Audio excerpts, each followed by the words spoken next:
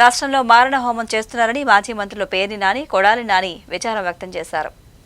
ఎన్నికల్లో గెలిచిన టీడీపీ ఎమ్మెల్యేలు రాష్ట్రంలో విధ్వంసం సృష్టిస్తూ మారణ హోమం చేస్తున్నారని మాజీ మంత్రులు పేర్ని నాని, కొడాలి నాని ఆవేదన వ్యక్తం చేశారు. కౌంటింగ్ రోజు నుంచే వైసీపీ నాయకులపై దాడులు చేస్తున్నారన్నారు. టీడీపీ, జనసేన రౌడీ మోకలు అధికార మదంతో రెచ్చిపోతున్నాయని మండిపడ్డారు. డీజీపీ పోలీసు ఉద్యోగం చేయకుండా చంద్రబాబు వాళ్ల చేతులు కట్టేశారని విమర్శలు గుప్పించారు.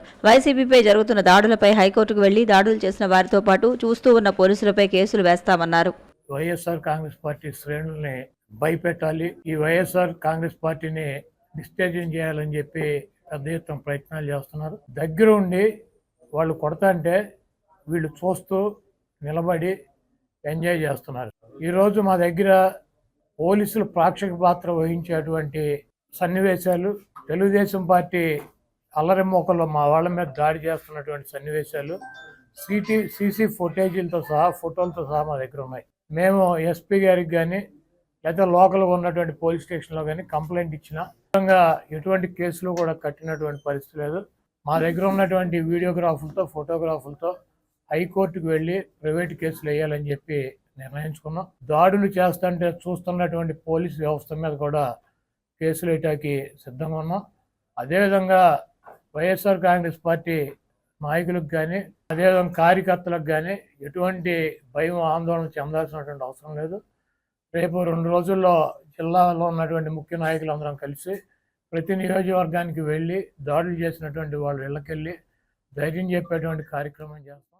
వీళ్ళు కేసుకి హాస్పిటల్కి, పోలీస్ స్టేషన్కి వెళ్తే హాస్పిటల్కి పంపలా, పోలీస్ స్టేషన్కి వెళ్తే హాస్పిటల్కి పంపలా, ఆయన్ని పంపించారు ధ్వంసం చేసిన వాడిని. సరే నీళ్లు మా కార్పొరేటర్లు వాళ్ళు కలిసి వెళ్ళి హాస్పిటల్లో జాయిన్ చేస్తే బరి తెగించి పోలీసులు ఉండగా, ముగ్గురు, ఒక ఏఎస్ఐ, ఒక హెడ్ కానిస్టేబుల్ ఉండగా 15 మంది రౌడీలు, ఈ కొట్టిన వాళ్ళందరూ కూడా వచ్చి, మంచం మీద పడుకున్నారేంటే, లంజా మంచం మీద పడుకున్నామేంటి, హాస్పిటల్ సీసీ ఫుటేజీలు తీయించుకోవాలని ఎస్పీ గారిని డిమాండ్ చేస్తున్నా.